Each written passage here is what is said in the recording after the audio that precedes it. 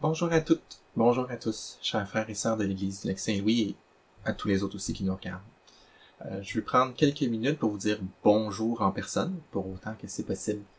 Je sais qu'on s'est pas beaucoup vu les 2 dernières semaines, mais sachez que je travaille très fort pour vous, que je prie pour vous à tous les jours. Je vous aime, vous êtes très chers à mon cœur, ça y a aucun doute. Ces derniers temps, je me suis affairé un peu plus dans l'ombre à essayer de faire en sorte que tout ait l'air normal. Pourquoi? Parce que c'est par déni de la réalité? Absolument pas. Mais pour 2 raisons bien simples. Premièrement, je sais que dans les temps étranges comme ceux que l'on vit présentement, avoir quelque chose de normal, de presque normal, de presque habituel, ça fait du bien. C'est un peu comme lorsque l'on va dans un pays étranger, que l'on croise des gens qui parlent notre langue. Ça fait du bien. Et comme le leadership de l'Église, c'est plus que moi, comme on est privilégié d'avoir de la profondeur dans l'équipe, comme on dit, c'est plus eux que vous avez vu de l'avant. Et puis moi, j'ai été en arrière en train d'arranger tout ça pour que ce soit possible. Mais il y a une deuxième raison un petit peu plus profonde. Je désirais que les choses aient l'air le plus normales possible pour que l'on réalise que dans le fond, c'est normal. Les choses sont normales. Ce que je veux dire, c'est que toute proportion gardée, c'est normal. Dieu est toujours à sa place et il trouve ça pas plus difficile de soutenir sa création maintenant que l'année passée. Et nous, nous, on est toujours aussi fragiles. On est toujours aussi mortels. C'est toujours les mêmes dangers qui nous guettent qu'à l'habitude, mais maintenant, il y en a un de plus.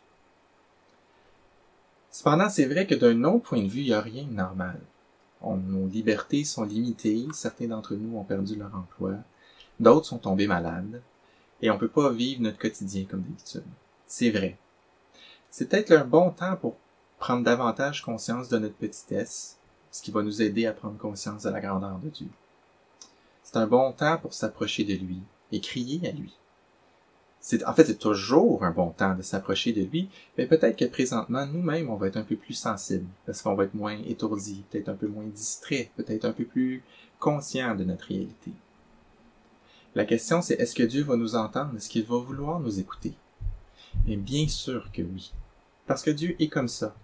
Il nous a à cœur et demande pas mieux que l'on ait une véritable relation avec lui. Il connaît nos limites. C'est lui qui nous a créés. Il sera pas surpris que l'on est inquiet. Il connaît également nos défauts, nos travers, notre péché, et ça ne l'empêche pas de démontrer de la bonté envers nous. J'invite tous les enfants de Dieu. Rappelons-nous le moment de notre salut. On voulait pas nécessairement de Dieu dans notre vie. On était peut-être religieux, mais est-ce que l'on voulait vraiment lui abandonner notre vie? Mais lui, Dieu, qu'est-ce qu'il a fait? Romains 5,8 nous dit qu'il a donné son Fils unique pour nous. Le Fils unique, Jésus, est venu mourir pour ses ennemis. Alors soyez certains que maintenant que nous sommes ses enfants, il tend l'oreille. Il veut que vous vous adressiez à lui. Et ça, c'est la vraie réalité, la vraie normalité.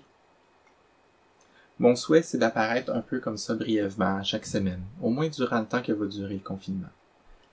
Je vous invite à bien respecter les règles de la santé publique pour que, ensemble, en Église, on contribue à ce que notre société puisse sortir le plus rapidement possible de cet état difficile.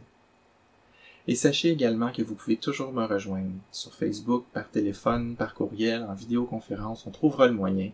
Je vais essayer le plus possible d'être disponible pour vous. Mais vous dépendez pas seulement de moi aussi. Vous avez vos leaders d'église maison, vous avez vos frères et sœurs dans l'église. C'est la force de l'église. Dieu nous a placés ensemble au service des uns des autres. Alors profitons-en.